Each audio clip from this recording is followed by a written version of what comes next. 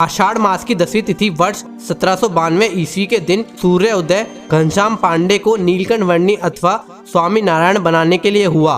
वर्षा काल होने की वजह से सरायू नदी उफान पर थी। इस नदी के किनारे से होकर 11 वर्षीय बालक घनश्याम पांडे गुजर रहे थे। वहां पर एक उन्मादी तांत्रिक जिसका नाम कौशिक था की नजर बालक पर पड़ी। उसने बालक को सरायू नदी की बहती हुई तेज धारा में फेंक दिया। कौशिक तांत्रिक को लगा कि ये बालक अब जिंदा नहीं रह सकता है। इस बात से खुश होकर कौशिक तांत्रिक जोर जोर से हंसने लगा। खुशी के मारे वह एक विशाल पेड़ से जा टकराया। वृक्ष उसके ऊपर गिर गया, जिससे उस तांत्रिक ने मौके पर ही अपने प्राण त्याग दिए। घनश्याम पांडे सरायू नदी की धारा में बहते जा रहे थे। उनके इरादों के सामने तेज धारा भी कुछ नहीं थी। 12 कोस की दूरी तय करने के बाद वह बालक सरायू नदी के पार पहुंचा।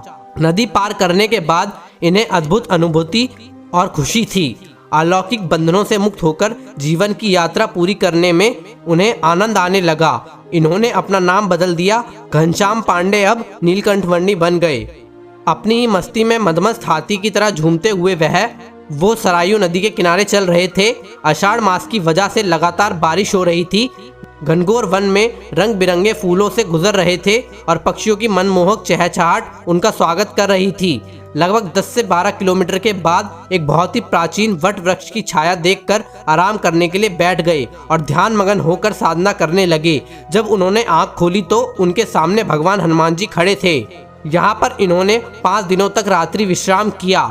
समीप एक गाँव था जिसका नाम अमरपुर था। यहाँ के लोगों को जब इस बात की जानकारी हुई तो बड़ी संख्या में लोग एकत्रित हो गए। गांव के लोगों को नीलकंठ वर्णी एक युवा साधु लगे और लोगों ने उनके सामने मिठाइयाँ, फल और कई व्यंजन सजा दिए। अमरपुर गांव के लोगों ने नीलकंठ वर्णी से कहा कि कुछ फल और व्यंजन आप बचा कर रख लीजिए, आने वाले समय में आपके काम आएंगे।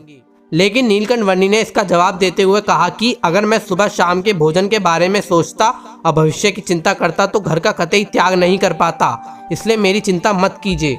अमरपुर गांव के लोग वहां से चले गए और नीलकंठ वर्णी भी अपनी आगे की यात्रा पूरी करने के लिए वहां से चल पड़े। बारिश की बूंदें, बहती हुई नदी, बहते हुए झरने, पक्षियों की मधुर आवाज, ऐसे सुंदर वातावरण और विकट राह पर चलते हुए नीलकंठ वर्णी हिमालय की तरफ आगे बढ़े।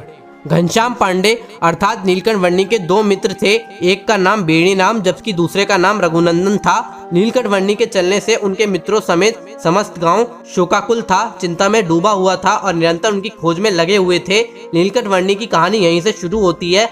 जब बहुत खोजबीन के बाद भी नीलकंठ वर्णी अर्थात स्वामी नारायण का पता नहीं चला, तब उनके बचपन के मित्र बेणी राम के दिमाग में आया कि घनश्याम कई बार गांव के कुएं में गोता लगाते थे, उन्हें वहीं ढूंढते हैं। बेणी राम उस कुएं के पास पहुंचे और उसके अंदर कूद गए।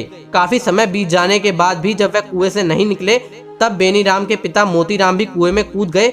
दोनों को डूबता हुआ देखकर नीलकंठ वर्णी वहां पर आए और दोनों को दर्शन दिए और उनको प्राण दान भी दिया। बेनी राम की तरह ही उनका एक और साथी था जिसका नाम रघुनंदन था।